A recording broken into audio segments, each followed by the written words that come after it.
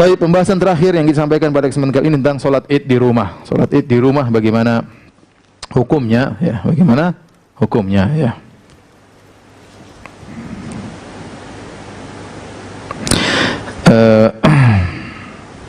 Jumhur ulama berpendapat bahwasanya boleh sholat id di rumah. Segelintir ulama mengatakan tidak boleh, ya. Saya ingat saya juga Imam Syafi'i ada dua qaul qadim, qaul jadid. Tapi qaul jadidnya boleh, ya, sholat di rumah, sholat id. Ini pendapat mayoritas ulama, ya. Al-Imam Al-Bukhari, ya, jadi ulama berpendapat disyariatkan sholat id bagi wanita. Wanita kalau tidak ke lapangan sholat id, sholat id di rumah. Budak juga, budak tidak ke lapangan musalla, ke lapangan, dia boleh sholat id di rumah. Orang sakit boleh sholat id di rumah. Musafir juga meskipun sendirian dia boleh sholat id di tempat di mana dia berada. Jadi tidak harus di lapangan. Kalau dia bisa ke lapangan yang terbaik karena sholat id adalah syiar, ya, sholat syiar. Memang sebagian ulama mengatakan tidak boleh. Ya, mereka mengatakan karena sholat id mirip dengan sholat Jumat. Sholat Jumat disyaratkan harus tempat, kemudian harus jumlah tertentu dan macam-macamnya. Sebenarnya mengatakan tidak. Sholat id beda dengan sholat Jumat. Sholat id beda dengan sholat Jumat dan banyak perbedaannya. Oleh karena tidak bisa dikiaskan sholat id kepada sholat Jumat. Oleh karena sholat id boleh sholat di rumah, bahkan dilakukan oleh sebagian salaf. Saya bacakan suatu bab yang ditulis oleh Imam Al-Bukhari dalam sahihnya. Bab idza fatahul id yusalli raka'ataini. Bab tentang jika seorang tidak sempat sholat id, luput dari sholat id, maka dia sholat 2 rakaat. Wa kadzalika nisa, demikian juga para wanita yang tidak sempat salat id sama imam, sama penguasa di lapangan, salat sendiri 2 rakaat. Wa man kana fil buyut, demikian juga orang-orang di rumah-rumah, wal qura, di kampung-kampung. Karena dulu orang salat id pergi ke kota. Dari kampung-kampung datang salat Jumat, salat id pergi ke kota. Dan bagaimana kalau mereka tidak sempat? Yang di kampung-kampung maka salat 2 rakaat. Liqaulin Nabi sallallahu alaihi wasallam, kata Imam Al-Bukhari, karena sabda Nabi sallallahu alaihi wasallam, hadza iduna ahlul Islam. Ini adalah hari raya kita orang Islam.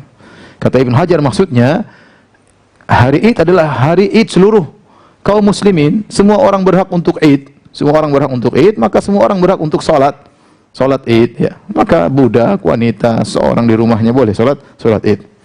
Kemudian dia menyebutkan dalil wa amara Anas bin Malikin maulahum ibna Abi Utbah bizawiyah fajama'a ahlahu wa banihi wa shalla ka salati ahli Misr wa takbirihim.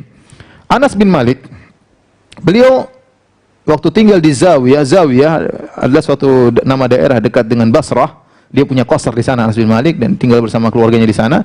Ketika sholat id, ya mungkin beliau tidak sempat sholat id, maka beliau menyuruh budaknya yang bernama Ibnu Abi Utbah untuk jadi imam. Maka Anas mengumpulkan keluarganya, anak-anaknya untuk sholat dan imami oleh budaknya di rumahnya, Dan dia sholat seperti sholatnya orang-orang kota, seperti sholatnya penguasa. Ya, dengan takbir yang sama. Jadi sholat di rumah 2 rakaat dengan sama, cara sholatnya sama. Pertama takbir 7 kali, kedua takbir 5 kali dengan suara dikeraskan. Ya, cuma tidak rame-rame. Cuma di rumah saja. Ini boleh, ya. Kemudian juga qala Ikrimah, murid Ibnu Abbas, ahlus sawad yajtami'una fil id yusalluna rak'ataini kama yasna'ul imam. Orang-orang ahlu sawat maksudnya tinggal di daerah-daerah hijau. As-sawat maksudnya hijau, itu di pertanian, di kampung-kampung yang daerah-daerah banyak tanaman-tanaman yang mereka mungkin tidak sempat pergi ke kota untuk sholat id. Maka mereka sholat 2 rakaat sebagaimana yang dilakukan oleh penguasa. Dahulu kan penguasa yang menjadi imam, ya. Wa qala Atha juga berkata, murid Ibnu Abbas, idza fatahul id shalla rak'atain. Jika dia tidak sempat salat id maka salat 2 rakaat. Kenapa Imam Bukhari menyampaikan bab ini? Karena memang ada khilaf di kalangan para ulama. Bagi yang memuliakan orang salat id di rumah, ada yang mengatakan salatnya 4 rakaat, ada yang mengatakan 2 rakaat. Namun kita milih pendapat Imam Bukhari dan pendapat jumhur ulama bahwasanya salat 2 rakaat. Jadi kalau dia tidak sempat salat id, dia boleh salat 2 rakaat di rumah. Dia mau salat sendiri boleh, salat berjamaah boleh. Anak istrinya dia jadi imam, kapan lagi jadi imamnya?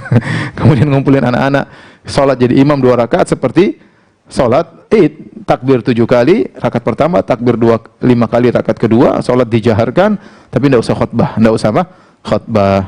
Dan ini pendapat mayoritas ulama. Tapi ini saja, demikian para pemirsa yang dirahmati Allah Subhanahu wa taala. Apa yang saya sampaikan semoga bermanfaat. Mohon maaf tidak ada sesi tanya jawab, ya. Mungkin bisa ditanyakan kepada ustaz-ustaz yang lain. Ini hanya sekedar ijtihad, ya. Bisa salah, bisa benar. Yang benar datang dari Allah Subhanahu wa taala, yang salah dari kelalaian saya sendiri. Semoga Allah mengampuni kita semua dan semoga Allah membuat kita bisa menyambut bulan Ramadan dengan penuh ketakwaan, dengan penuh persiapan. Jangan sampai Ramadan kita seperti Ramadan sebelumnya, kita harus berjihad di siang hari jihad, dalam kondisi berpuasa yang baik, dan di malam hari berjihad dengan banyak baca Quran dan salat malam. Subhanakallah bihamdik asyhadu an la ilaha illa anta astaghfiruka wa atubu ilaik.